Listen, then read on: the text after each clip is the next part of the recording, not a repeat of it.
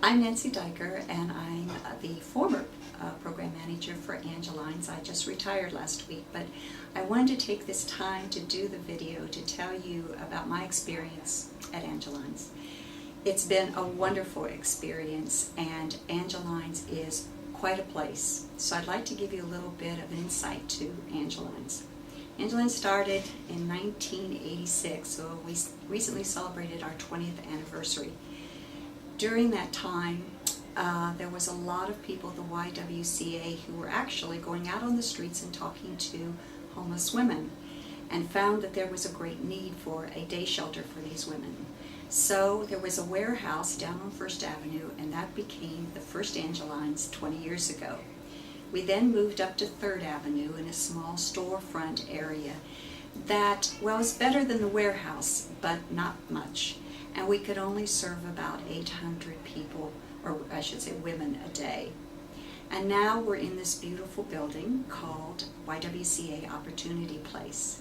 And we have quite an establishment here, and we now serve over 250 women a day. And this year, which is 2007, we have already served over 1,900 women in the first 7 months of this year. So you can see there's a great need for day shelters. Angelines is a 24/7 establishment. We open at 7 in the morning, and the day program ends at 6 in the evening. During that time, a woman can come in. You have to be at least 18 years or older, and the woman can come in and she can get a shower, she can do laundry, she can use the telephone, she can get breakfast, lunch, or a snack. She can use a computer. She can just come in and sit if she'd like. She can also see a lawyer. She can see a mental health counselor. She can see a nurse.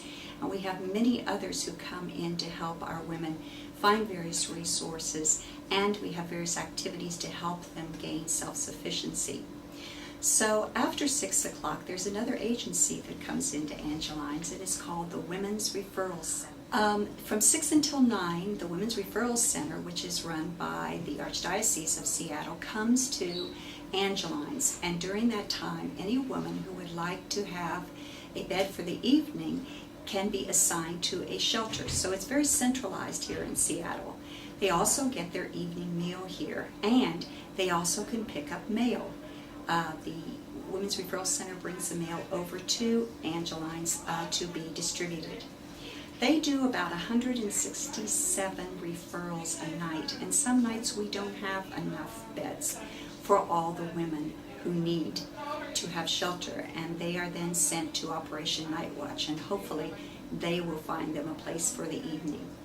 About 8:30, the night staff for Angelines comes in. And between 8:30 and 7 in the morning, we run an enhanced night program for 35 women who come here every night. They have case managers here who talk with them about their goals, who help them get into housing or treatment to reduce some of the barriers they have. So this program enables these people to be more stabilized and not have to go around to various shelters during the evening. So our day begins again. After the night program is over, we clean up and we get ready for our day program. In addition to all these other services, we have Healthcare for the Homeless here has 5 respite beds. These are beds for women who have recently been in the hospital and now they need some more recoup time. We have a respite nurse that comes in every day to see them from Harborview, and they determine whether the person is ready to leave respite or needs more time in respite. The other part of that respite room, we have 8 bunk beds. And we've really been looking at the needs of the women, and we found that there's 2 groups of women who really do need to have some rest time. The first group are women who work overnight. They work that swing shift. And so when they come in, they get a bed and they can get 8 consecutive hours of sleep so that they can retain their job and move on out of homelessness. The other beds are for chronically ill women, women who have lupus, MS, chronic diabetes, heart problems, cancer. women who really do need a time to rest during the day, and they are given priority. And the third group is there are many women who are in shelters that find it very difficult to sleep in shelters because of noise level or other reasons, and we do try to also give them a bed so they can have a bit of nap time during the day. I explained that when Angelines came into this beautiful new building called YWCA Opportunity Place, that we grew. Need to cut. That's okay. And that we were very fortunate to be part of Opportunity Place. On the first floor, the ground floor, is Angelines, and also there is a clinic, the 3rd Avenue Clinic, that's run by Healthcare for the Homeless, which is part of Harborview. And many times when we have women who have seen our nurse and she feels that they need more care, she can take them right into the clinic and they can be helped there. The other thing is that our second floor is employment services, and that floor includes WorkSource, Renton Technical College that teaches job skills and English as a second language. We have many programs that are funded by grants and contracts to help women get back into the workforce, everything from schooling to getting supplies to setting goals and giving them the opportunity to do internships. Then floors 3 through 7 are low-income housing, mostly studio apartments for men and women who are either homeless or are in the category of low income. When we first opened Opportunity Place 3.5 years ago, 80% of the women who were actually housed upstairs on those 5 floors were directly from Angelines.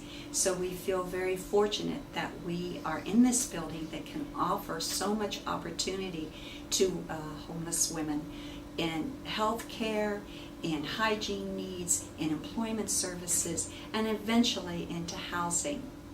In addition, about 3 years ago, the county gave us some money for what is called a winter shelter. This allows us between the months of October 1 through March 31st, 6 months of the year, to provide shelter for 40 additional women. This is in addition to the 35 we provide bedding for every night. So we have a total between about 75 and 80 women here in the evenings during those 6 months, and we are usually full to capacity during those months. I want to make sure that every woman has the opportunity and the options to reach their potential, no matter what it may be. Even those who are disabled will be able to have a place of their own, to have dignity for the rest of their lives, and to have happiness. This is what we want for all our homeless women, and this is what we hope Angelines can give them.